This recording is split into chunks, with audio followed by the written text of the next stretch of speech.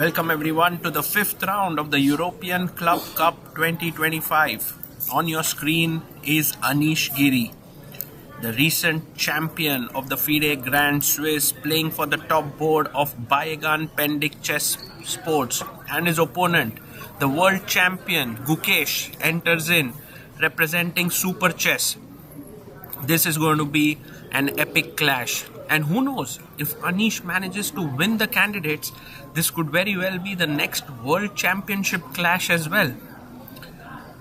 GUEKSH adjusts his pieces. The guests are ready there to make the opening move of the game.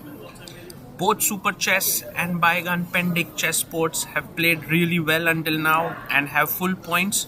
So this is a very key clash from the perspective of who will win the European Club Cup with just 3 more rounds left. The guest of honor makes the first move on the board, pawn to d4. And you can look at ANISH there. He has a nice smile on his face. But where are ANISH's team members? They are not to be seen there as GUEKSH pulls back his pawn. We do not see Mamediyarov there. We do not see Richard Rapport. And a handshake. The game has started. And GUEKSH is a bit confused. Should he make his first move or not? Yes, he does. Pawn to d4. And we are off. The arbiter slightly blocking the view until now. ANISH GIRI gets his knight out. Knight to f6.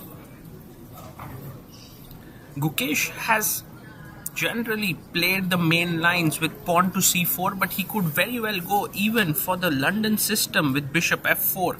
That would be very interesting if he does that. No, he goes pawn to c4 here. And ANISH GIRI, of course very classical, would go for pawn to e6. And he pushes his pawn to e6 now. Knight f3 leads generally at top levels to Queen's Gambit decline territory. So GUEKSH is in fighting mood. He plays his knight to c3. It's interesting to note that in this clash, it's ANISH who is the higher rated player, 2759 ELO.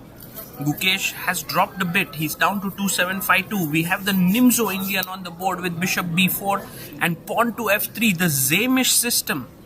GUEKSH actually taking a leaf out of Arjun's book there.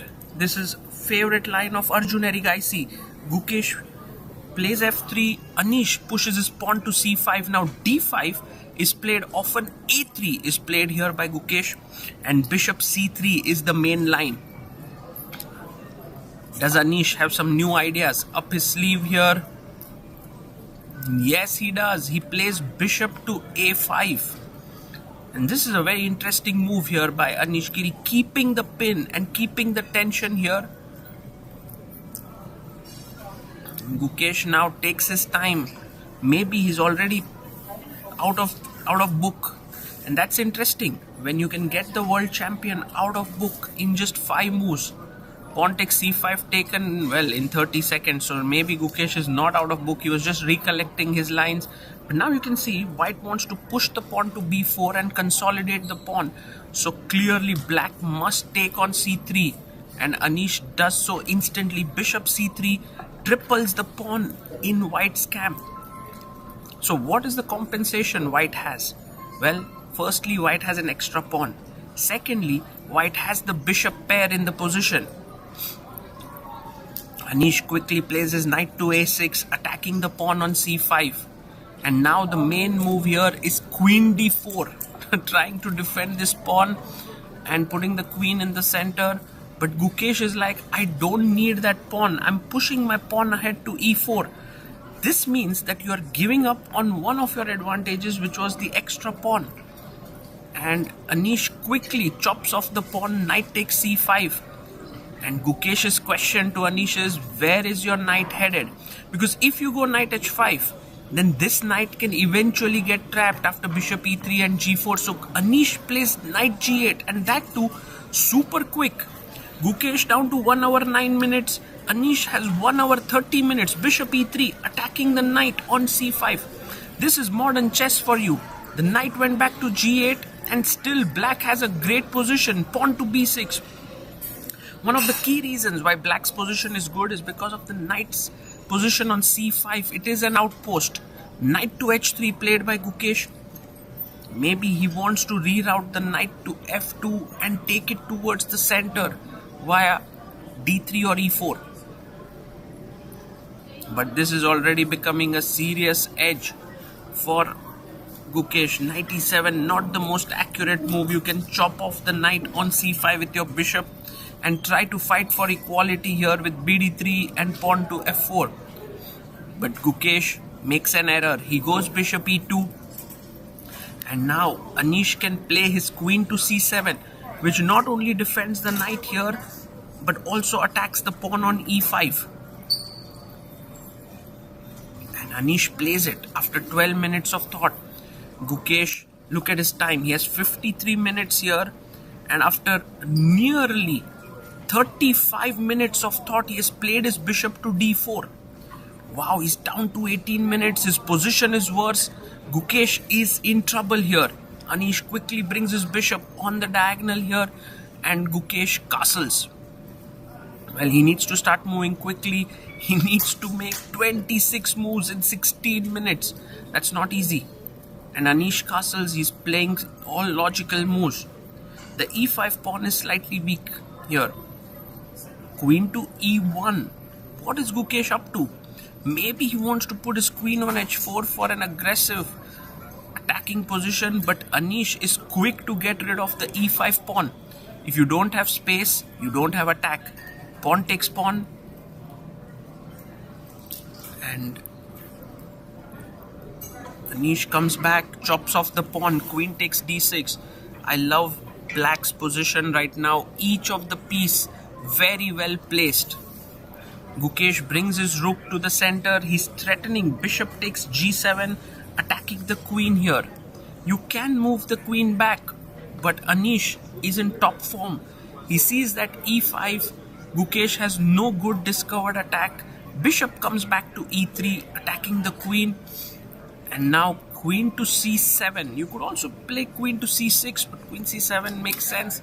Queen f2, and I think this move is Gukesh's way of saying, man, I'm going to take on c5 and I'm going to let you take with the pawn so that my pawns on the c file are safe. Rook a d8 and takes on c5. And now Anish can take back with the pawn to keep his winning chances alive here. But instead, he takes with the queen. And this is like giving up on all his edge. Because now Gukesh chops off the queen. Pawn takes.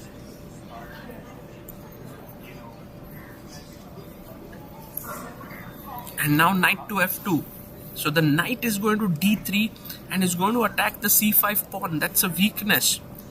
And so Gukesh, who was in trouble here, seems to have gotten out of it. Knight to g6.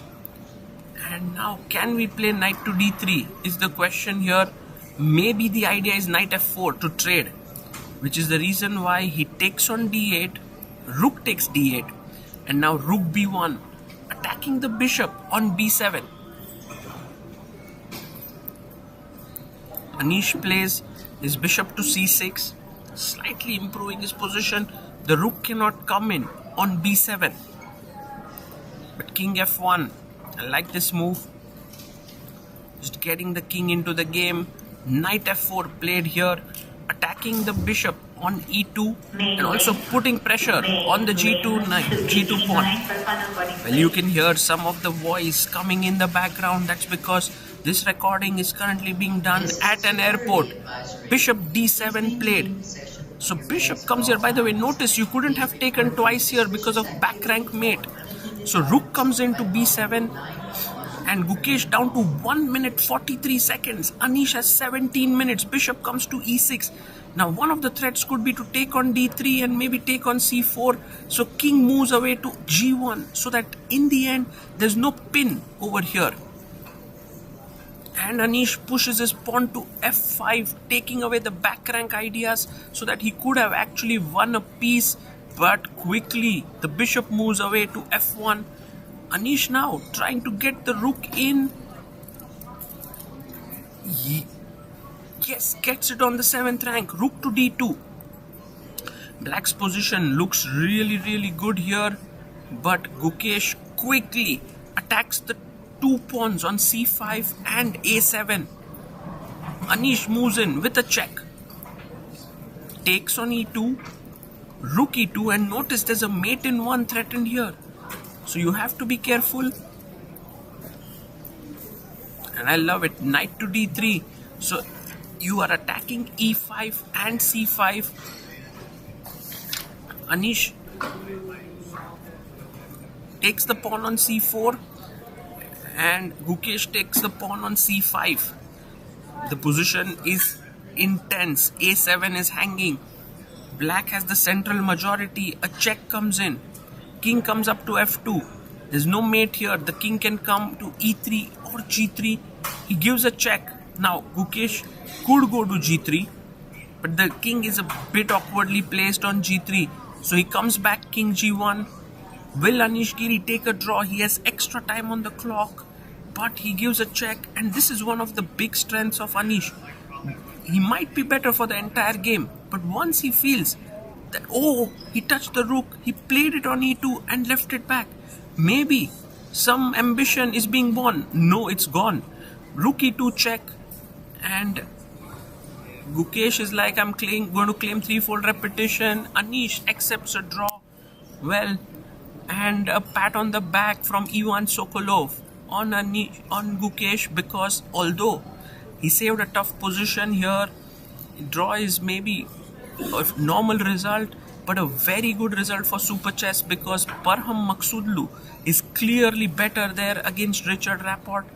And also in the end, we had another win on the last board, Daniel Darda beating Volodar Murzin, which means Super Chess scored an emphatic win over the top seeds Baigan Pendik Chess Club, and Gukesh remains unbeaten in this tournament, moving confidently. He's played until now 3 rounds. He didn't play the first 2 rounds. He scored 2.5 points out of 3, and it'll be interesting to see how he fares in the last 2 rounds. For now, Anish Giri is in top-notch form, so a draw seems to be a very logical result. And as always, Gukesh puts back all his pieces, pays his respects to the board, and takes off. This is Sagar Shah signing off.